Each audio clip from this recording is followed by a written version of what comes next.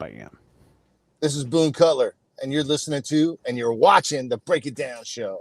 Come on. Come on, man. That So was enthusiastic. No, I love it, man. I love it. I love it. Here's the thing. You and I have a lot of combat time, and we are people that get the combat world at the ground truth level. It's one of the reasons why we love to hang out and talk. We don't get to do it nearly enough, but I love having you on the show because you bring a reality to my reality. And I think we work well together because we've seen the challenges of getting these things right and what real combat is like in terms of the modern way of looking at it. Like I know tanks and all that stuff. That's adorable. Like, hey, you're artillery. Good job. Still lost. So you look at it's cute. It's cute. It's very cute. Yeah. You guys are like princesses. I know you're the king of battle. Yes, you are. And you lost. So I think that we're able to talk about these things in a real candid way. And I want to get into the book, but I just wanted to kind of introduce that because you and I are unique. It's unique to have our kind of experiences and our point of view on modern combat.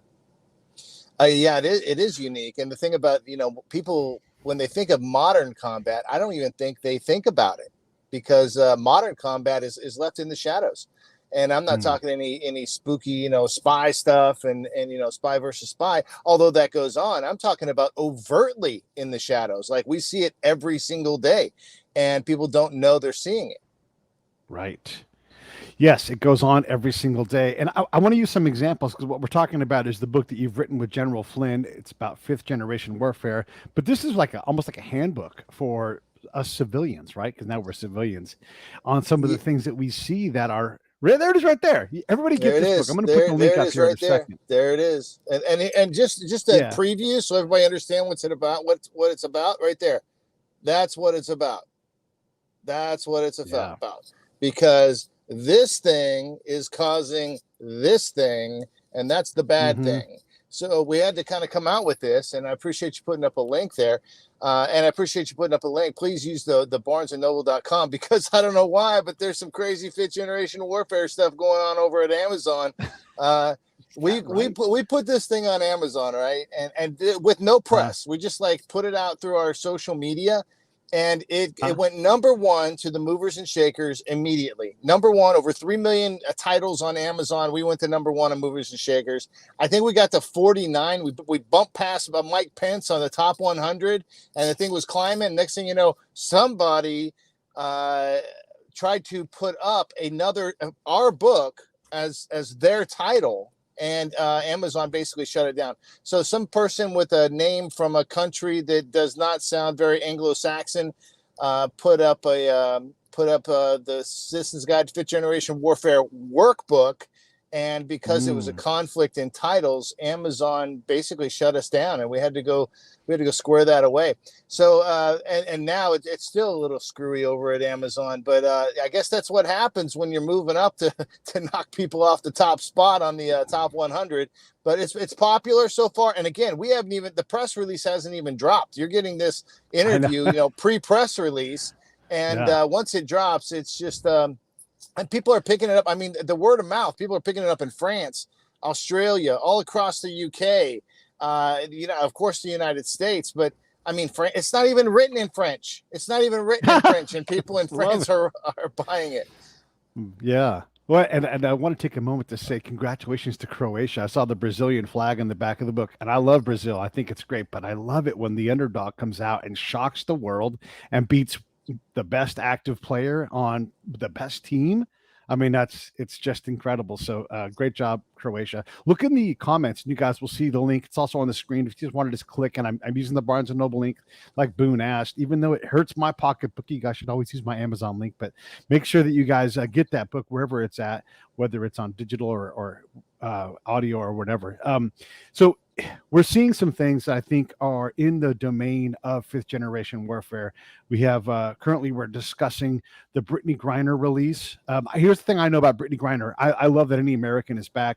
The deals are always bad deals, but no one gave a fuck when Michael White came back from Iran because he liked President Trump, and President Trump got him out. And so it's like, who was this guy? Who cares? But out of the news cycle instantly. I'm the only guy that covered him in an interview.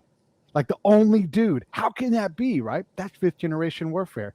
We're seeing the Twitter files being released and people dismissing openly the fact that the FBI is influencing elections in this country. And okay, we don't know everything about it. It's alleged, and there's Twitter files, and who knows if they're real. But that gives me pause. Like, why is the FBI doing that? Not the only time in the last 10 years we've heard the FBI doing things that are absolutely not what the FBI is supposed to be doing. And I think as an institution, their integrity is plummeted. I would say we have all sorts of things like this where you see, like, you have these alternate realities. I know of a nurse at the VA who is looking at being mandated out of the VA because he won't get a vaccination. This isn't a commentary on the vaccination. It's a commentary on a mandate that's dying. It's being proven illegal and unconstitutional, and the VA is trying to still walk people out of these are people we need. We need these experienced nurses. Yep. So all of this stuff is like this warfare that's causing this fog for all of us, an absolute reality. We've got a guy that just got elected into Congress who has had a stroke and apparently can't communicate openly. And this doesn't give us pause if you're on the left, but it gives you're like, what the fuck if you're on the right. On the other side, you have a president who can't, ex-president, former President Trump, who can't apparently handle classified up to and to including TSSCI. And these are problems where, like, we can't even get to the nit and the grit of what's going on because of all of this conflicting messaging. How am I doing? I think you're doing great. And I want to address one thing that is kind of, we have an opportunity right now. We really, really have an opportunity because two things in what you said, I just want to knock off just get to right away because they really scream to what we're talking about. One, Elon Musk. Now, I know there's people out there be like, well, is he a good guy, bad guy? I'm not really sure yet. But I can tell you that, like, we're kind of poking fun a little bit. We can do that when we're in the military with other MOSs and stuff, but we're picking fun at artillery. But Elon Musk has an artillery army of fifth generation warfare assets when he has control of Twitter. I mean, that's a fifth generation warfare asset. It is something that can get out messaging. It is something that can change and change and manifest different perceptions that are happening. This is what's been going on. Now he's exposing it. He's been saying, "Hey, this whole thing's been fake." I mean, Twitter's been a show. It's really been a show. It's been a soap opera for people to attach their emotions to have to drive an opinion, to change a behavior, that cause an action. That's fifth generation warfare in and of itself. Okay, so these things are happening. So now we're seeing a switch. We're seeing the actual battle of fifth generation warfare taking place. Elon Musk is a big part of that. So back to that artillery, jokes. This guy's got the biggest artillery battery out there right now that is launching bombs, and they're information bombs, and that changes perception. That changes how people see things. And so this is going to continue to go on. What you talked about before too with the FBI, having, hey, they've got some doo-doo in their pants, and everybody can smell it, and it's not good. Yeah. And then the next question comes up: have our elections ever been really totally fair? I mean, have they ever really been totally fair? Because here comes the opportunity. Once we understand fifth generation warfare and we understand how to combat these things and we understand how to kind of get back into that critical thinking, the mindset, and all these things, I think we have an opportunity here to truly have, for the first time in history, the will of the people prevail without these apparatuses getting in place that do this manipulation. I think we're about very, very close. And I think it scares the hell out of some people. I think we're very, very close to getting beyond the manipulation. And once we're beyond that, and they're going to hold on. I mean, they're going to go scratching tooth and nail to make sure this does not happen. But trust me, there's people out there right now that are cringing the fact that this exists, because this tells you all about the sausage, not just how it was made, but where it was born, how they killed it. I mean, how it gets processed through your gut. I mean, this tells you anything and everything about the sausage. And it's not just the techniques, and it's all about techniques. It's not about partisanship. It's about techniques, because in there we talk about specifically, hey, these techniques, yes, they were used by Mao, but they were also used by Andrew Jackson. I mean, these are techniques that are just prevalent throughout society.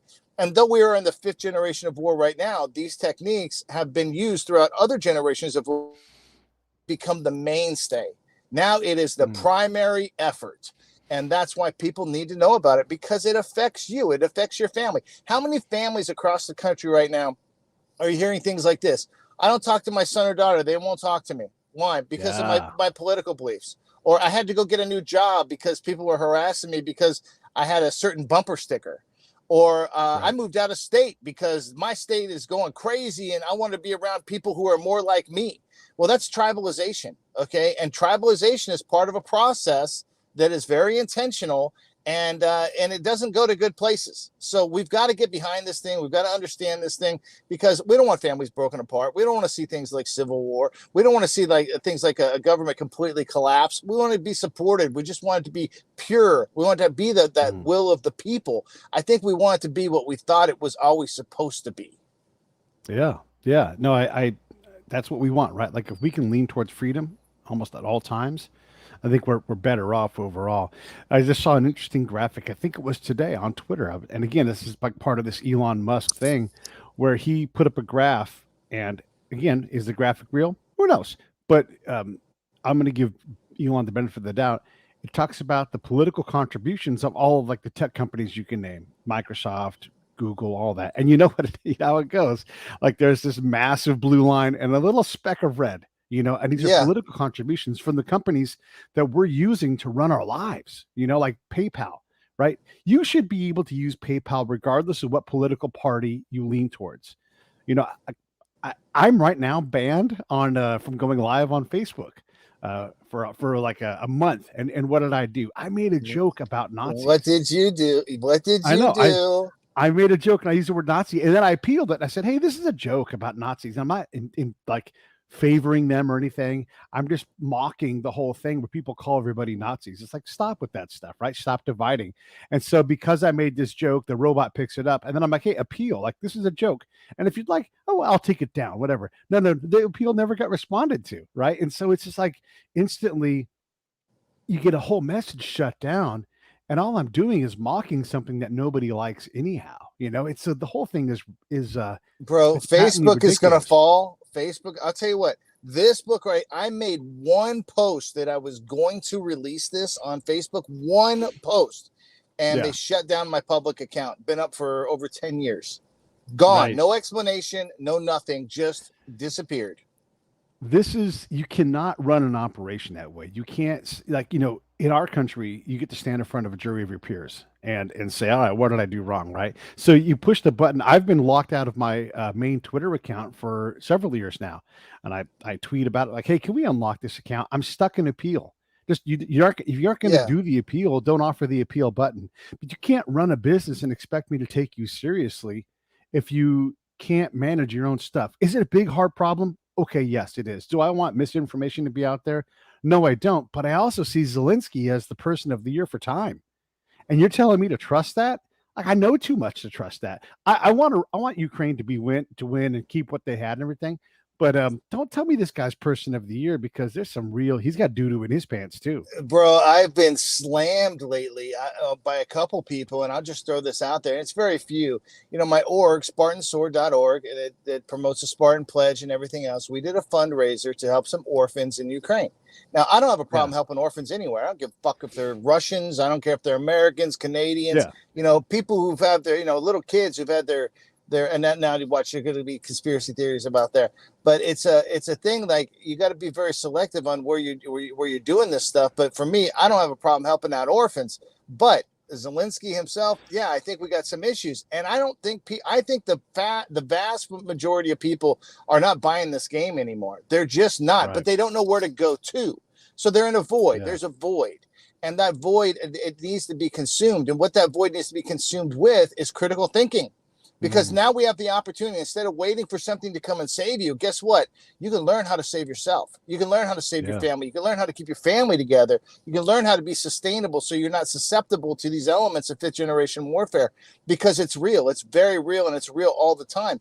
And we're the ones being played. They're not going to be launching nuclear bombs on the United States because they've already launched a nuclear bomb on the United States. They can create the same kind of complete disruption of an environment without even having to drop a bomb. You can do it with messages. You can do it with memes. You can do it with videos. You do it by manipulating people's emotions, so then they do actions that they wouldn't normally do. And these aren't bad people. We got to get away from that. People, we are not each other's enemy. You got to stop thinking that way. We are absolutely not each other's enemy. We are being played 100%, and it's a distraction. We got to stay focused on what's happening politically, because while we're distracted on all this funky funk that's around us and people wanting us to believe that we're each other's enemy, political moves are being made that will be unchangeable. Pay attention to the politics. I love this a clip that's on YouTube that I love to watch, and it's Dave Chappelle from his monologue on Saturday Night Live a couple weeks back. And just Dave Chappelle's awesome, and I love his ability to twist us up with our own stuff, and then land on something. And you're like, how did we end up over here? He's a magic man, but he basically says, during the debate, Donald Trump, who we all hate, and he's saying, great. It's all rigged. And then there's, he's like, there's Hillary Clinton and Barack Obama going, no, it's not. He's like, well, how do you know this? Because I use the system. And you're like, God damn, as much as Donald Trump is a problem and he creates this, like more of this content between each other, he's not wrong about that. Like the system is not working in a way that it's designed. Like we have like the abortion issue. Every state should decide what they want to do. This is not a problem. It's freedom. It's what it's supposed to be. They've pushed this from the federal level down to the states. Write your law. Let's go forward. Let's stop arguing about something that has largely been settled for most of it. Yeah, exactly. It's been a way to manipulate the populace. What's in 71, 72? I forgot when Roe. Right. It's been a way to manipulate the populace, to get people at each other's odds. And, it's crazy. And this is what's continuing to happen. We don't argue, hey, what my perspective is, what your perspective is. We argue about what type of person I am and what type of person you are. Well, that's all horseshit. That's total horseshit. Because you know what? It would be very hard for someone, if someone were to just watch, like if I were to write a story of my life, it would be very hard for someone to pick out, is this guy Republican or Democrat? Very, very hard. Because come on, I am Mr. fucking marijuana in the warfighter community. That's not a very conservative thing, now in psychedelics, the same thing. I'm preaching about it all the time. It's been a very positive thing, not a very conservative thing. But but I've always been kind of thrown in that pigeonhole. I just think that people need to start listening to each other and need to start understanding, taking an opportunity to understand what that other person's frame of reference is. Okay, they said this, like, okay, yeah, I'm Mr. Marijuana in the warfighter community, but what's my frame of reference? My frame of reference was being spun out on dope from Walter Reed after being injured in Iraq for a number of years, losing just about everything in my mind because of all the big pharma medications. And then I found something that would help me sleep, and it was marijuana, and it happens to be non-toxic to humans. See, that's my frame of reference. I'm not talking about dope smoking hippies, but that's what we have to learn. We have to understand what is the other person's frame of reference and try to understand their frame of reference more than trying to convince them of ours. Once we hit that point, the whole game changes. One of the levers that we see used, and look, and this is your business, right? This is why we're talking about this. But humans are absolutely bigoted as a norm. Like you have to evolve yourself past bigotry, right? So we think of bigotry as being just racism. It's any kind of intolerance, and it's easy to tolerate the thing that you love. I can tolerate my kid even when she's shitty, and she's never shitty. She's great, but I can tolerate her all day long because she's my daughter, and I love her so much. The hard part is sitting across from your relative or your friend or someone, your loved one, and hearing them say something that you disagree with completely, and then having that tolerant-based conversation, or avoiding it and saying, let's not do that. Let's not put that in front of our relationship. But Boone, that's hard, right? And so that lever is right there. How do I make someone? Yeah. It's right. It's right there. And I think what you just did I think you just did 90% of what needs to be done, which is acknowledge the fact that it exists. There are absolutely levers. Humans are constantly putting themselves in in-group, out-group, us and them. It's a constant thing. It's written about in the guide. I mean, there's this neuroscience guide that I quote inside the guide that specifically explains that, hey, this is the way neuroscience is. It's a neuroscience thing. And so not to completely, keep pitching the guide, but at the end of the day, this goes into the science of why we are the way we are and why that is how that is weaponized. And we need to stop playing the fool, because once we understand how these things exist, then we can use we can absolutely use, our ability to have that free will.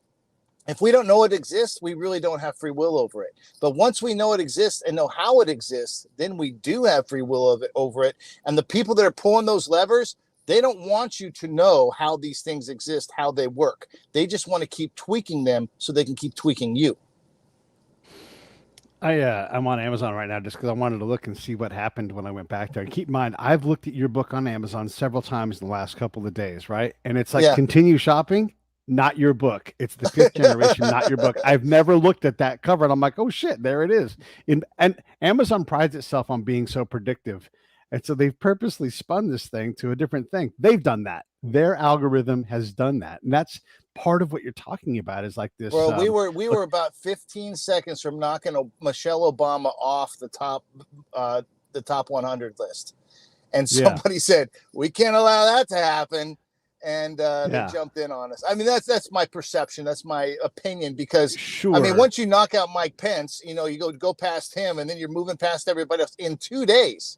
That was 2 days worth of sales. Right. It's people start getting a little bit nervous, and I don't think I'll put it this way. General Flynn and I both have a clause in our contract that if something happens to us, our royalties go to our next of kin, because it's people don't want to see this happen. They don't want people to know how the sausage is made. They don't want to see people see what's behind the curtain, and we're showing it. So this is my challenge to anybody who's out there watching. Go to Amazon and type the link in and see if it doesn't hold that thing in your recent searches. Because I promise I did not search for that other book, right? I searched for your book. I've searched for it 3 times while you were talking. I still can't get it to go into recent searches, right? So everybody should go and look. And this is an example of 5th generation warfare. Here is a book that's selling very well. The other book is not the right book. And Amazon prides itself on predicting what you want, and here they are not. They keep trying to slide a different book right in front of us. And there's some people. Here's the other thing I saw. I saw it this morning. People are buying our book off of Barnes and Noble and then selling it privately on Amazon for a greater price. You can buy it on Barnes and Noble for one price. People jack it up like $15, and then they put it over on Amazon because Amazon isn't. They don't care about the sales. They care about the message, and they're controlled, and they're trying to control us. And right there, I mean, we have our first example of how we're going to try and be countered in this 5th generation warfare environment. It's right there. It happened on Amazon. And if we have to, I will load up my truck with books, and I will send them out one at a time. We don't need any online anything to do this for us. We don't care. If honestly, they're not going to be able to stop it. And the more they push back, it's kind of like Eminem when he came out. All the parents were pushing that back against him, and his record sales just kept going up because of it.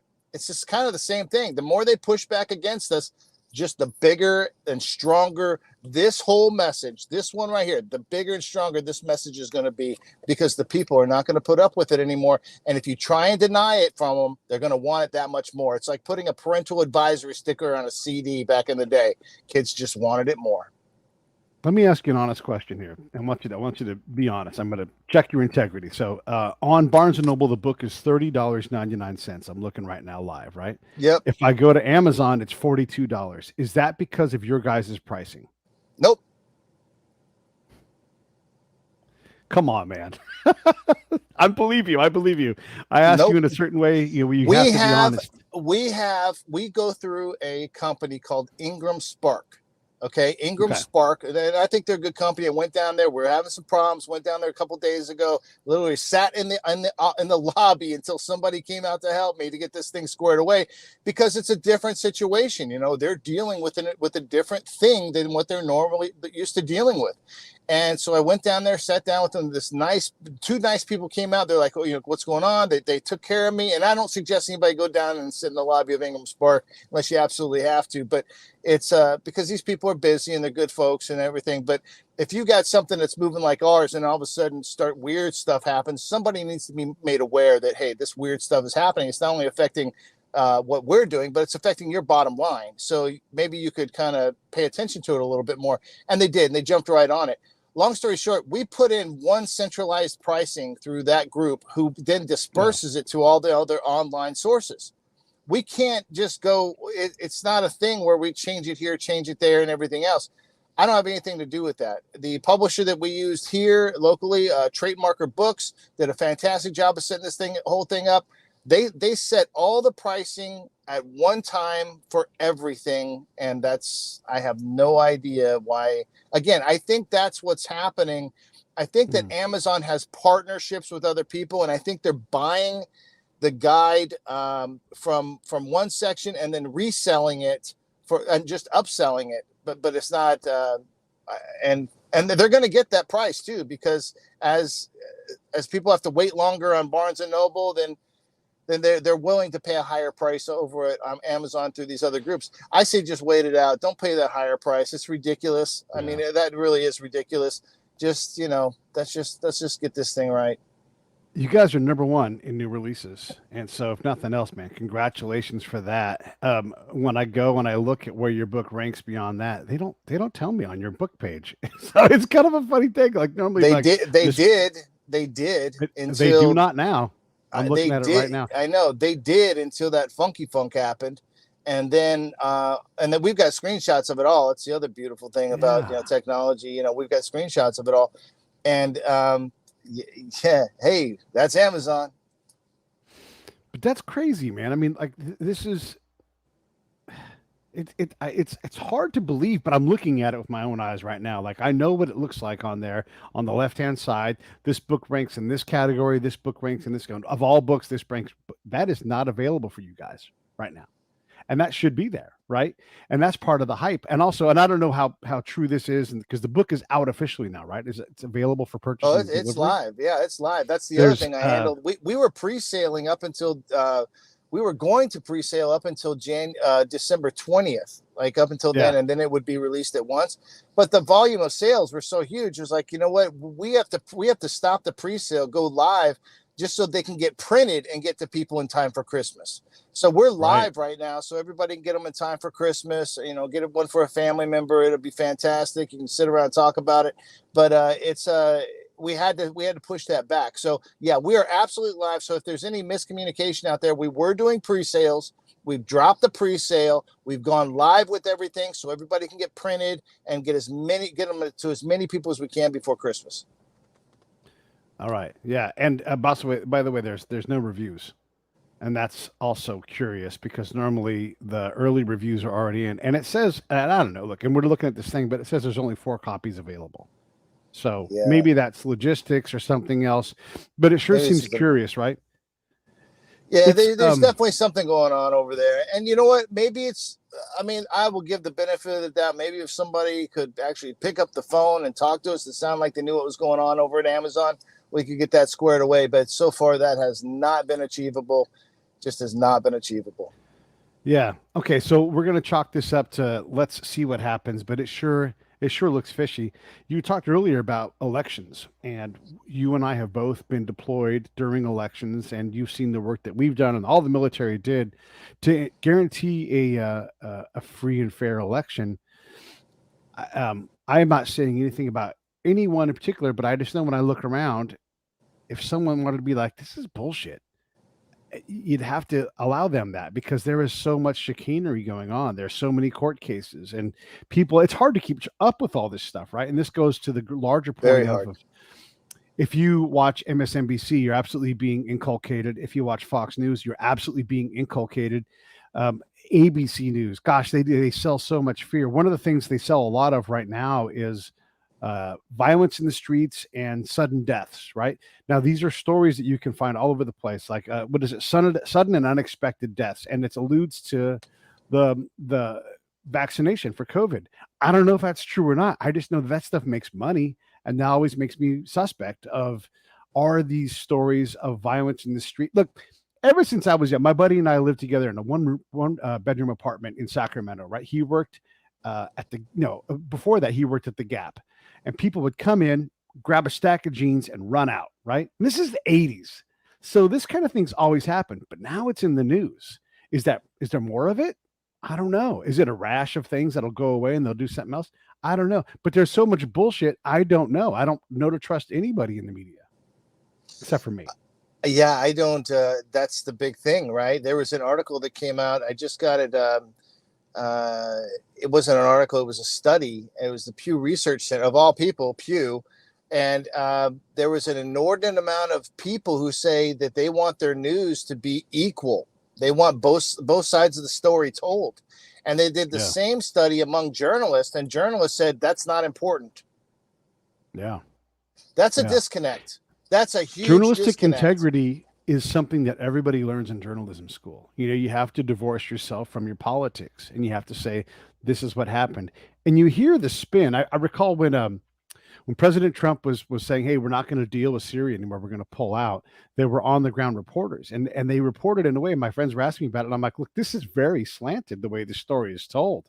It's instantly assuming that President Trump's decision is wrong instead of reporting as to what's actually happening. But they couldn't see that because they don't know what we know. And I already know embedded reporters, I'll say, and you give me your number, but look, they're not even 50% right. Most of the time their story, they are writing their story, not the story. I'm chomping at the bit right now. I'll tell you a story about an embed reporter. Yes, we had an embed reporter. Here's the deal. We had an embed reporter. I'm not going to say his name because I can't remember it. And I remember his agency he was with, but long story short, we get called in and say, hey, Sergeant Cutler, we want you to go out with this platoon. They got an embed. We want you to shadow the embed. I'm like, okay, no problem. I got it.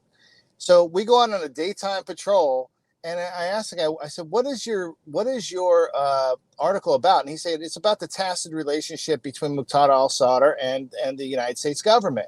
And I said, that's very interesting. So they actually honestly sent us out on this patrol, which was like the lamest, make sure this guy sees nothing on the face of the planet, right? It's very sterilized.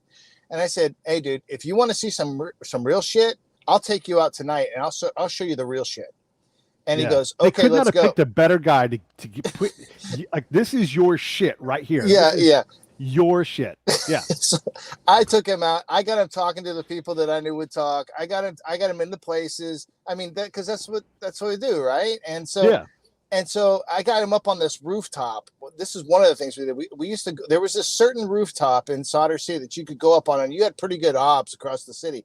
And you could see where the American patrols are and where the Iraqi police trucks were all around. They were basically boxing the American patrols to contain them. So they knew where everybody was going, and they would sit, because the Iraqi police were working for the Mahdi militia. Okay. And so was the Iraqi army. It's all one thing, you know, militia member by day, IP by night. So, or vice versa. So I would show him this stuff, and I took him to the hospital. The doctors are like, yeah, we don't have medicine for the people because everything goes to the militia. I took him down to another place where the guy was like, oh yeah, if we don't bribe the militia, we have to do this. And so this causes X, Y, and Z to the people. So basically his article went from one perspective of, hey, we're working with Muqtada, to, hey, this guy is screwing up. Muqtada is definitely screwing all of his people. And the people, you know, not just the Sadr City, but the people of Iraq. And the militia is doing all these criminal activities, which he had no visibility on prior. And I took him out there, showed him all this stuff in one night, one patrol. And that article never got written. Never got written. Oopsie. Yeah. This is the thing, right? So, okay.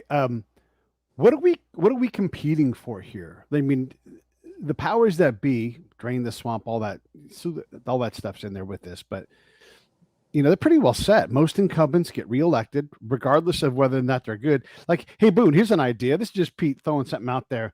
Why don't we put a rating system together like chess? And we say, hey, you've written this many policies. That gives you this many points. Hey, these policies sucked. Down points. You've not written any policies. Down points. You're not in DC or your district very often. Down point. And just like score them, like, here's where you're at, man. You know, and it's time for you to go. Like automatic trigger. Like if you get below 500 points, it's time to go out.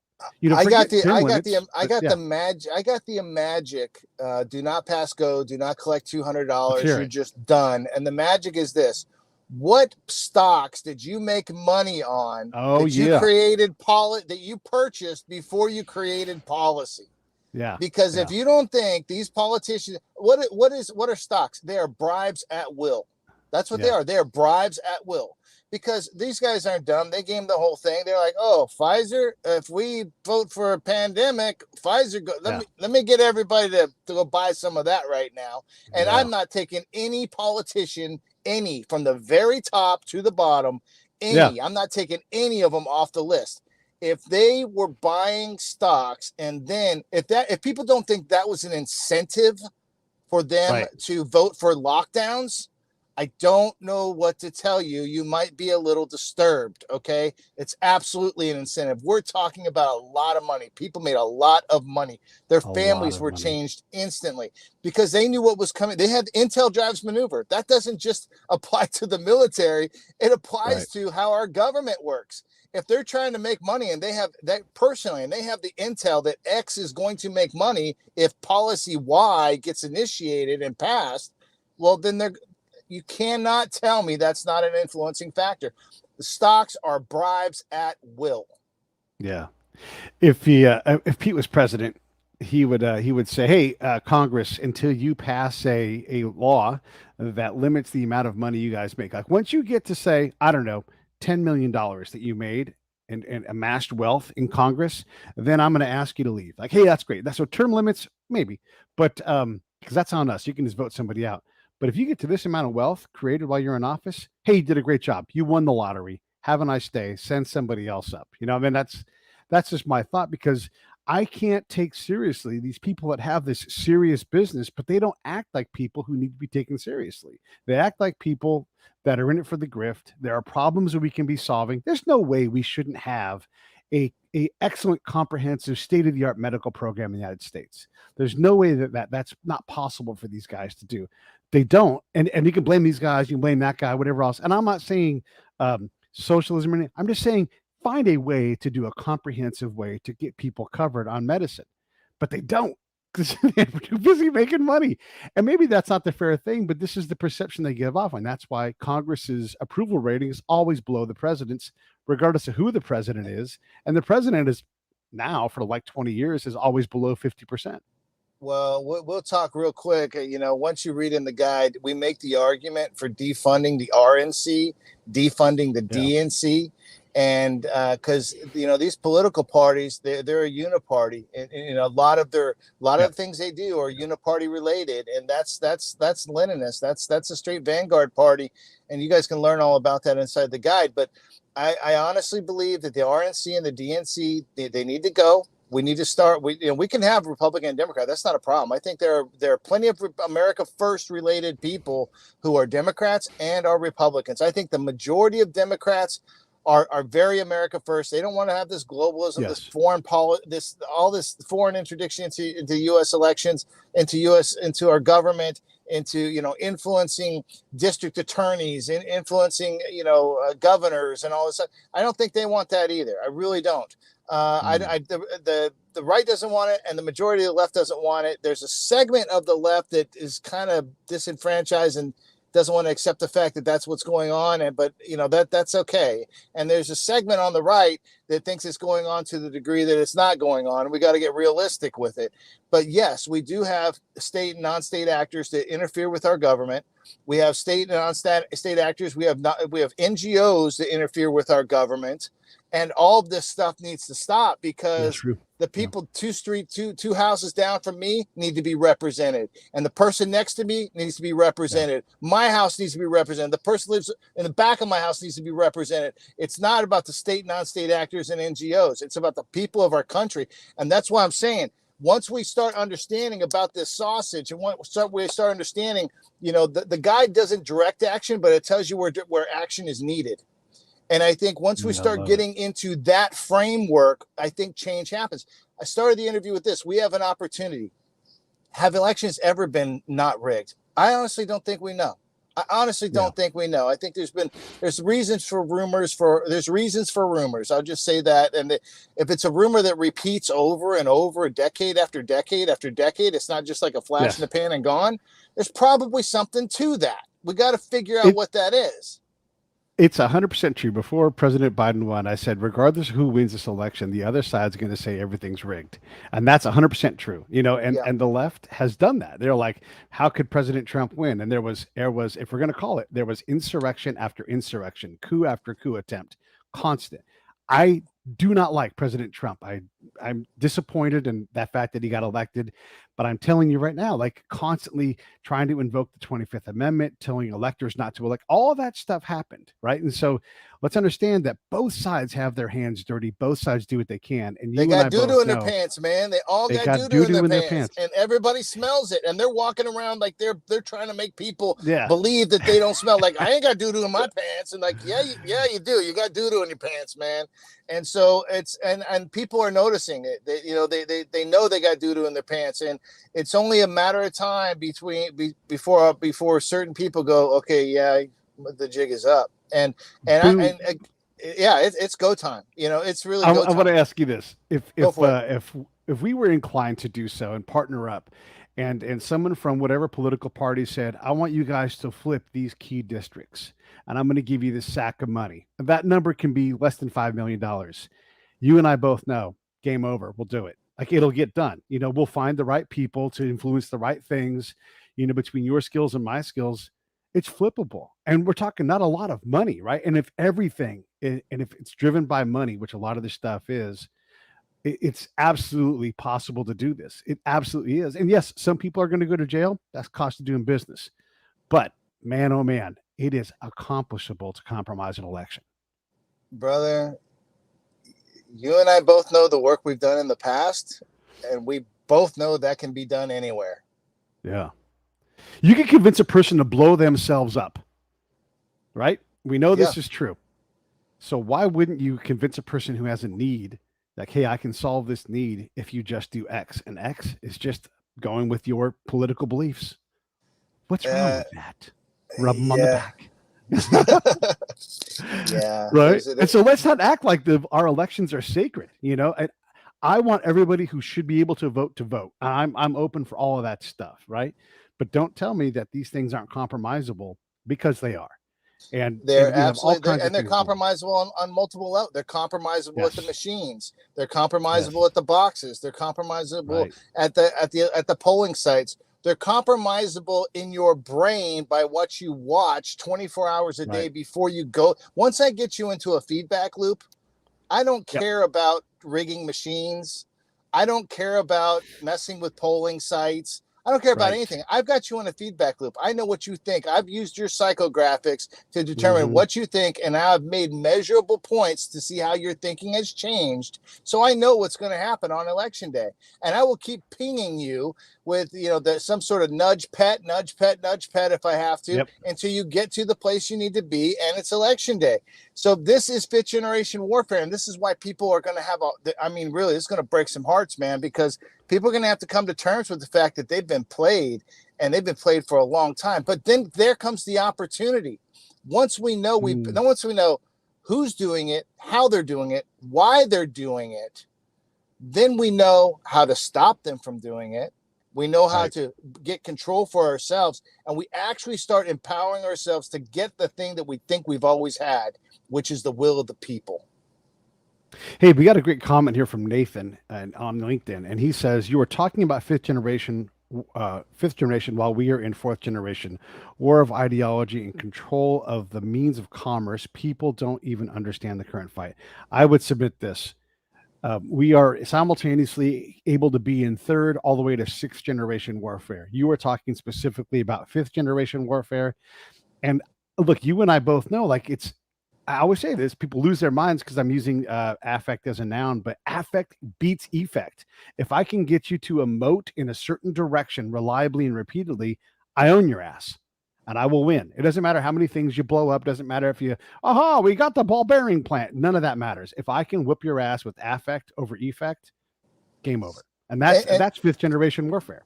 It is. Once I polarize your thinking, you now are thinking with a different part of your brain than logic. And it's hard to get out of that way of thinking. And so be careful of becoming polarized. It's very, very dangerous. It leads to bad places. And if your thinking is polarized, you've been played. 99% of the time. What we say is be careful who you give your polarization to. Be very, very careful, because it's going to happen. We're humans. Things are going to happen that upset us, that are very real. But there are other things that upset us that maybe are not so real. So be careful who you allow to have access to your polarization. Be very careful about that. One of the things that I do in my end of the spy game is I ask myself, and I especially tell young agents this: who's running who? You know, and if you don't think about that all the time, like, am I being run? Am I the source? Am I the guy who's doing this wrong? And I just had this conversation in the show yesterday with the guy who he focuses. His name's Saul Casson, and he focuses on false confessions.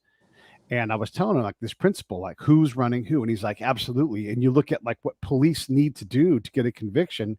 They're not trying to be bad people, but they're like, this is the guy, no matter what happens, and they're locked into that loop. This is the guy, this is the guy. And he's like, over and over again, we see that it's not the guy, and they never even look for the other guy. They even exonerate a guy, DNA, evidence, everything else lines up like it's not guy A. They don't go, oh, well, who is the guy? They don't do it reliably. And so you think about that's how powerful these loops are, is people will confess to crimes that they didn't do to their parents, to their loved ones. Like, I didn't do this. Okay, you talked me into it. False confession. I did it. They find out that that person didn't do it. And the cops are so locked into their equal loop that they won't even go find the person who actually did this thing. It's fucking bananas, right? Confirmation so you look bias at who's is running who, weaponized, man. and all these things. Yes. Confirmation bias is a real thing.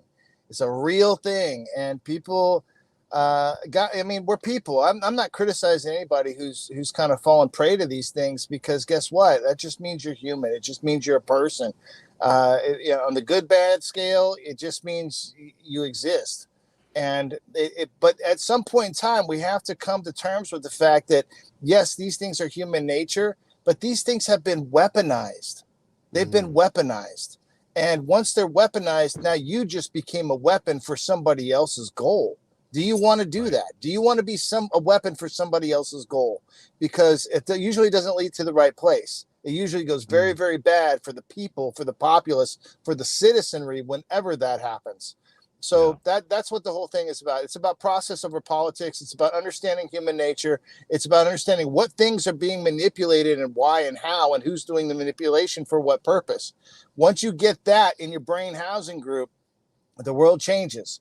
And then you probably spend a little bit of time alone, in a dark room, maybe in the fetal position, crying, wondering what you're going to do next, because all of your fantasies, all of your constructs have just been ripped out of your brain, and you got to know what to do next. And see, this is and that's not an easy thing to do, because you're taking yourself off of that path that people just get comfortable with. Comfort is a terminal disease. Don't forget that, people. Comfort is a terminal disease. You got to get rid of that every now and then just to stay alive.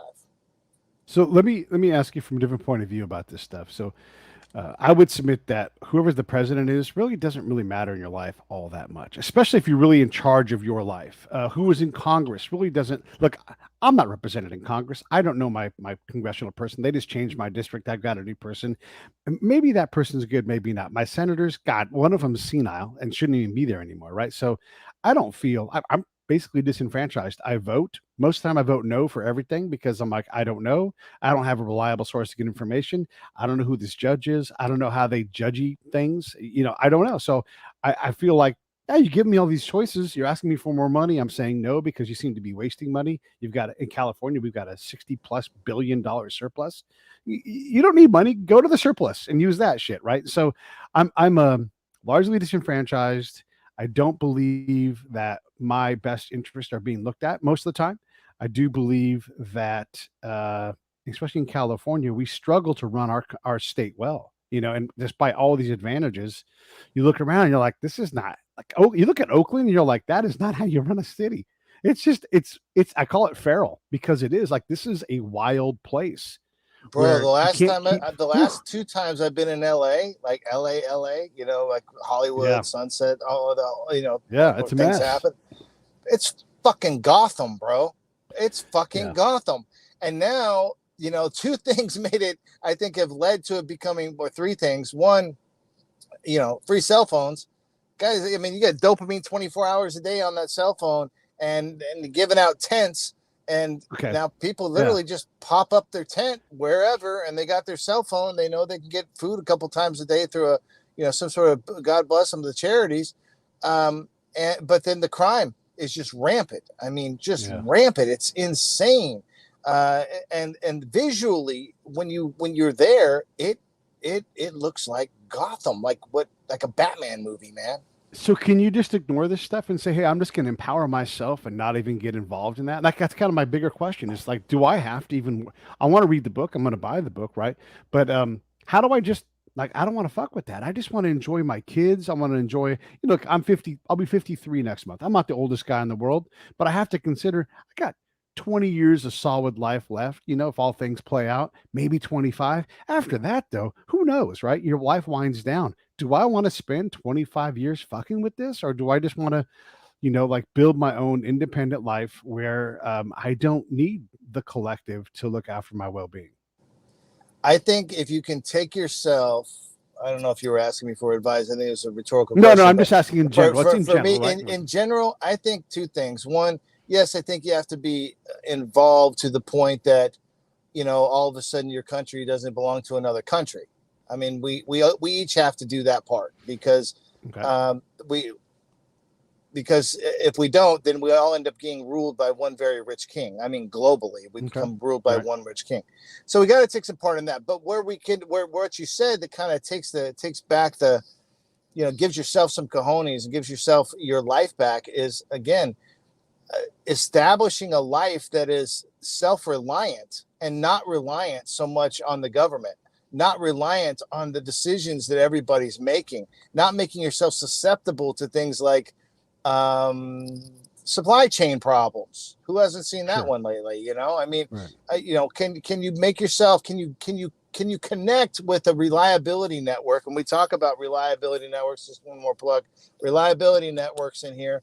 We talk about reliability networks so you can live a self-sustaining life that is not dependent on the things that make you susceptible to fifth generation warfare. Yeah. Okay. Let me back out for a second and come at this a different direction again. So you've written this book with General Flynn. One of the things that I know is a lot of people have, and you and I've talked about this. I wasn't really interested in having General Flynn on my show as General Flynn to get like as the author about this book, sure. But he brings with him some problems because he was so closely aligned with Donald Trump during that time. And then there was the charges against him. And so all of this, like it puts me at risk with my show if I align myself with someone who's, for whatever reason, like hated by a lot of the country, right? Like, what is that number of people? Is it 10%? Is it 15%? Who, if you said their name, they would have an instantly negative connotation, right? And this is sort of he's the personification of this thing. Here's a guy that served his country, did a great job, he's general, right? Got promoted over and over again, got picked up to be, one of the president's main people. And now a lot of people hate this guy. Yeah. And for the same reason, I think that, if you see information that is selective and you see information that is with loaded language, you know what you're looking at. Okay. I'm closer to the situation, and I'm glad you asked me because a lot of people want to know. I'm obviously closer to the situation than what most people are when they read the news. Right. And so, we've had these conversations, and I know what happened in order and the things that happened in order. And I can tell you that there's been a lot of fifth generation warfare type stuff that's been launched against General Flynn, which is one of the reasons why he thought this was a good thing to partner on. Because the things that, when he's traveling the country and he talks to a certain group of people, and when I travel the country, I'm talking to a certain group of people, they might not be the same group of people at all. We have different audiences in a lot of ways. Yeah. But the weird thing is when he's talking to his audience and I'm talking to the audiences I'm talking to, they're all coming up to us with the same problems, which is, I feel like something's going on. I can't explain it. Yeah. And it doesn't matter if I'm talking to a gay black female in Detroit, or if he's talking to a white male, in his 20s in Florida. It's the people having the same thing. They're talking about the same thing. They're having the same problems. And so the motivation for this was, okay, if I'm hearing the same thing and you're hearing the same thing and you're explaining it a certain way and I'm explaining a certain way, which is helping people, why don't we put both of those perspectives together? I can speak from the ground level PsyOps perspective, who's developed campaigns. You can speak from the highest level of intelligence, intel in our country. I think we got something we can slam together and help the majority of people. Back to your question, though, I'm not trying to slide out of it, but this is you're good. But as part of what you're saying is actually led to the production of this, because he's been a victim of this. I know the information that you cannot hardly find online that actually occurred. For instance, the DOJ, they dropped the case against him for lack of evidence. How many people actually know that? They don't know that. They don't know that. Okay, and then they always think, he got pardoned by Trump and he was guilty. No, the DOJ dropped the case before he was pardoned by Trump. So these things that people just don't know, and you're not going to be able to find, because who was going to report on it? The news. Okay. And keep in mind, this is a man who was a lifelong Democrat. He was not hired by one president. He was hired by two presidents, one a Republican, one a Democrat. So just keep those things in mind. He worked for both sides of the house. And again, everybody who thinks the DOJ had what they had, they didn't, because they dropped it for lack of evidence. And see what you want about general officers, and I'm certainly critical of those guys, because I'm looking around. There's a whole lot of losses, and they're the guys in charge. So there's that. But these aren't bad Americans. These guys are really good Americans. I'm hypercritical of Secretary Austin. I think he has done a terrible job, but he's a fantastic American. He sacrificed his life and everything else. Yeah. Yeah, he was my battalion commander. Yeah. Brag. Yeah, he was my battalion. And you know what? He was a solid dude. Everybody loved him. Vader 6 was his call sign. Everybody loved him. What's going on now? No, I don't have a whole lot of respect for the policies that he's created for the military, and it's shown that people are against it. Now, there's no more vaccine mandate on the military. I think that's a positive thing. But then he's saying, no, VA though. Isn't that crazy, man? It's like wherever they can get it, wherever they can get it. It's